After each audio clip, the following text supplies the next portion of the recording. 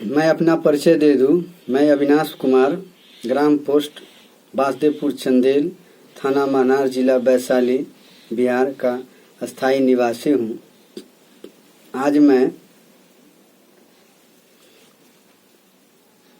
आप सबों विद्यार्थी गणों के बीच मैं क्षितिज भाग 1 वर्ग 9 के लिए पढ़ाने जा रहा हूं। हिंदी जगत के बारे में विशेष जानकारी आप सबों को देने जा रहा हूं। इस पर चर्चा आगे जो करूंगा उसको ध्यानपूर्वक सुनिए, समझिए और जीवन में उतारिए। यही मेरा लक्ष्य है। आज मैं कबीर दास के बारे में परिचय देने का प्रयास अच्छे ढंग से करूंगा। कबीर दास जी के बारे में बहुत से दंत कथाएं सुनने को मिला है और बहुत से उनके बारे में तरह तरह के व्यंग्यात्मक बातों आप सबों के बीच गया होगा, सुना होगा, लेकिन वास्तविक जीवन से उनका रूबरू बहुत कम ही इंसान किए होंगे। तो खास करके विद्यार्थीगण आपसे मैं यही अनुरोध करूंगा कि इनके बारे में सही जानकारी प्राप्त करें, इनका जीवन से सही शिक्षा ग्रहण करें। और परिचय की जहाँ तक बात रही तो इनका परिचय है कबीर दास जी का। कबीर का जन्म 1398 ईस्वी में वाराणसी में हुआ। कबीर जी का जन्म 1398 ईस्वी में वाराणसी में हुआ और मृत्यु 1518 ईस्वी में मगहर में हुआ। उनके बारे में बहुत से कथाएं आपने सुना होगा। अनेक किंवदंतियां मिलती है। उन्हें नीरू और नीमा नामक जुलाहा दंपति ने पाला पोसा। यह संदिग्ध है, ये संदिग्ध है। इसको मैं सही प्रमाण के रूप में नहीं मान रहा हूं। कबीर पढ़े लिखे नहीं थे, किंतु उनका ज्ञान और अनुभव अपार था। कबीर उतना पढ़े लिखे नहीं थे, लेकिन अनुभव रूपी ज्ञान उनमें कूट कूट कर भरी हुई थी। सामाजिक स्तर का जो भी ज्ञान था, समाज में हो रही बुराइयां, समाज को सही दिशा देने की कैपेसिटी, क्षमता उनमें कूट कूट कर भरी हुई थी। दो समाजों को एक साथ मिलाने का काम जो होता था, उनके मुखवाणी से ऐसी तीक्ष्ण, ऐसी विचारधारा उनके दिलो दिमाग से निकलता था जो समाज के ऊपर, समाज के दृष्टि पटल पर छा जाता था। तो कबीर के पास जो अंधविश्वास था, कबीर के शासन काल में जो अंधविश्वास था, बाह्य आडंबर था, हिंदू मुसलमानों के बीच भाईचारे की भावना नहीं था, एक दूसरा संप्रदाय एक दूसरा पर हावी था। इन तमाम चीजों को उस समय चरम सीमा छू रहा था। सामाजिक विषमता बढ़ चढ़ करके हिस्सा ले रखा था।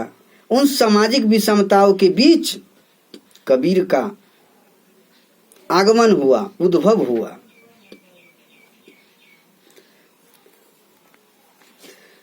और कबीर ने ऐसे आडंबर और कृतियों का कड़ा प्रहार किया और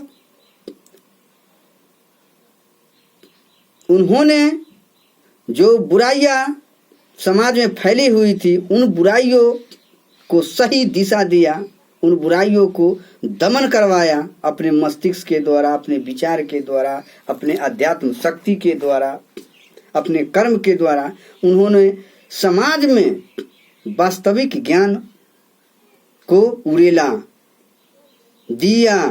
एक एक समाज के बीच बैठ करके सही दिशा, सही संस्कृति, समाज में जीने की कला, उन परिस्थितियों को दिया। हिंदू मुसलमान के भाईचारे की भावना दिलो दिमाग में पैदा कर दिया। एक समाज दूसरे समाज कैसे प्रेम पूर्वक रहा जा सकता है, एक मानव का सही गुण क्या है, वो तमाम चीज कबीरदास दिए। कबीर का विश्वास था कि प्रेम पूर्ण भक्ति से ईश्वर को प्राप्त किया जा सकता है। कबीर को पूर्ण विश्वास था, आत्मविश्वास था कि भक्ति से ईश्वर को प्राप्त किया जा सकता है, दिखावे से नहीं। कल्पना के व्योम में घूम करके विचरण करने वाले इंसान को कभी वास्तविकता से रूबरू होना संभव नहीं है। ये साबित करके दिखाया। कबीर बाह्य आडंबर पर, दिखावा पर कठोर प्रहार किया। जहां तक की बात है, कबीर नीरू और नीमा दंपति के यहाँ लालन पालन हुआ, पाला पोसा गया था, लेकिन वास्तविक में इनका जन्म जो हुआ था एक ब्राह्मणी के गर्भ से हुआ था। ब्राह्मणी के गर्भ से हुआ था। कैसे हुआ, किस परिस्थिति में हुआ, इसको समझने की जरूरत है। एक ब्राह्मणी पति विहीन हो गई थी, उनका पति मर गए थे, अकाल मृत्यु हो गया, वो विधवा हो चले थे। जवान विधवा जवानी के दहलीज को सह न सके और वो अपने देवर के साथ संबंध बना लिया। संबंध बनाने के पश्चात उनका गर्भ धारण हो गया। उन परिस्थितियों में पति विहीन औरत को गर्भ धारण हो, ये समाज के लिए बहुत बड़ा, सामाजिक स्तर से बहुत बड़ा पाप है। तो इन चीजों को छुपाने के लिए ब्राह्मण अपने कर्म कांड के द्वारा, बच्चा जब हुआ तो कर्म कांड के आधार पर वो अपने घर के नजदीक एक सरोवर था, उसी सरोवर में उनको दहला दिया गया, जैसे कुंती के साथ हुआ था। अविवाहित स्त्री को बच्चा होना ये समाज पर क्या एक प्रभाव पड़ेगा। इन्हीं को दबा करके रखा गया और नेहरू ब्राह्मण का नाम दे दिया गया। दंपति था, अपना पाला पोसा। तो कबीर का वास्तव में जन्म एक ब्राह्मणी के गर्भ से हुआ था। इस बात को 100% आप विश्वास के साथ और सुदृढ़ता के साथ कहीं भी जवाब दे सकते हैं जी। तो रही बात कबीर का मुख्य क्या दिया समाज को कि प्रेम पूर्ण भक्ति से ईश्वर को प्राप्त किया जा सकता है, दिखावे और बाह्य आडंबर से नहीं। आपको भक्ति में यदि भावना न हो तो सही भक्ति का मार्ग भी आपको जीवन में नहीं दिखाई देगा। इसीलिए पहले आप में त्याग, बलिदान, समर्पण का पूर्ण भाव दिखाई दे, दिलो दिमाग में छा जाए, तो आपको ईश्वर तक पहुंचने के लिए कोई नहीं रोक सकता। अंततोगत्वा आप ईश्वर को प्राप्त कर लेंगे, एक मानवता का सही जीवन उतार लेंगे।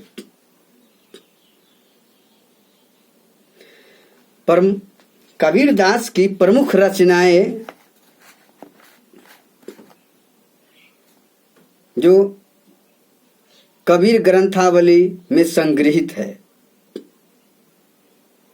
कबीरदास की सभी रचनाएं जो भी उन्होंने रचना किया था वो ग्रंथावली में संग्रहित है। उनका मुख्य ग्रंथ बीजक है। उनका मुख्य ग्रंथ क्या है? बीजक है। कबीर का काव्य साखी, संबद्ध, रामायणी के माध्यम से जाना जाता है। उनकी कुछ रचनाएं सिखों के धर्म ग्रंथ गुरु ग्रंथ साहिब में भी संकलित है। साहित्य की विशेषताएं कबीर ने दोहा, चौपाई और पद शैली का प्रायः प्रयोग किया है। साखियों की भाषा राजस्थानी, पंजाबी, मिश्रित हिंदी, अक्षरवादी हिंदी, इन तमाम भाषाओं का वो समावेश किए हैं और उन्हीं के भाषा में जो भी रचना किए हैं उन्हीं के भाषा में किए हैं। रामायणी और संबद्ध की भाषा पूर्वी हिंदी के निकट है। रामचंद्र शुक्ल ने उनकी भाषा को सधु ककरी कहा है।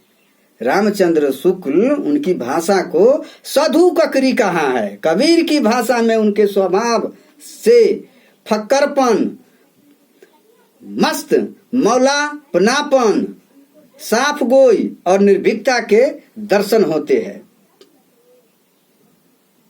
भाषा शैली कबीर दास ने सामान्य बोलचाल की भाषा को अपनाया। टेढ़ी मेढ़ी हिंदी, घुमाव फिराव जो हिंदी होता है वो भाषाओं का कभी उन्होंने अपने रचना में प्रयोग नहीं किया। वो एकदम सीधा साधा सरल भाषा को अपनाया। संस्कृत के तत्सम तद्भव शब्दों के साथ अनेक स्थानीय बोलियों के शब्द की भाषा के सहज रूप से आ गए हैं। उनकी पंजाबी, राजस्थानी, ब्रज, पूर्वी भाषाओं के शब्दों से मिलती जुलती भाषा को सधुकरी भाषा कहा गया है। कुछ विद्वान ने उसे खिचड़ी भाषा भी कहा है कि खिचड़िया भाषा। कुछ विद्वानों ने खिचड़िया भाषा भी कहा है, खिचड़ी फरोश भाषा। माने सभी भाषा को, हिंदी, उर्दू, पंजाबी, मराठी, तमाम भाषाओं का मिश्रित भाषा उन्होंने अपनी रचना में किया है और झलकता भी है। कबीर की भाषा शैली के माध्यम से उनका व्यक्तित्व स्पष्ट झलकता है। भाषा चाहे कितनी ही उबर खाबर रही हो, वह सूक्ष्म से सूक्ष्म भाव की भी अभिव्यक्ति करने में सक्षम रही है। उनकी भाषा शैली की विशेषता के कारण उनको युग का क्रांतिदर्शी कवि भी कहा गया है, युग परिवर्तन के कवि कहा गया है। सभी विद्वानों का किताब हमने पढ़ा, लेकिन जो कबीर के जो रचना किया गया है, जिन भाषाओं का प्रयोग हुआ है और जिन भाषाओं के माध्यम से समाज का कुछ दिया है, समाज के प्रति वो लगाव था, इंटरनल आत्मीय लगाव, उनकी भाषा की शैलियों से पता चलता है कि समाज के बारे में उनको कितना मतलब अनुभव था। सही समाज का निर्माण कैसे किया जाएगा, उनकी भाषा शैली से पता चलता है। बहुत नीचे से नीचे तबके में जो भाषा आसानी से प्रवेश कर जाए, उस तरह के वाणी का उन्होंने प्रयोग किया और अपनी आत्मा में जो ग्रहण किया, अपनी आत्मा को जो साधा, ज्ञान से ओतप्रोत किया, उन ज्ञानों को समाज को दिया, समाज में कुरीतियों को खत्म किया। तो कबीर दास को युग परिवर्तनकारी कवि के रूप में जाने जाते हैं। क्रांतिदर्शी कवि थे। हर जगह हर भाषा का उनके पास नॉलेज था। अपनी भाषा में, किसी भाषा शैली में कविता के माध्यम से समझा देते थे। चलिए, विशेष चर्चा हम अगले चैप्टर में करेंगे। साखिया पद के बारे में विशेष जानकारी देंगे। ठीक है। जय भारत।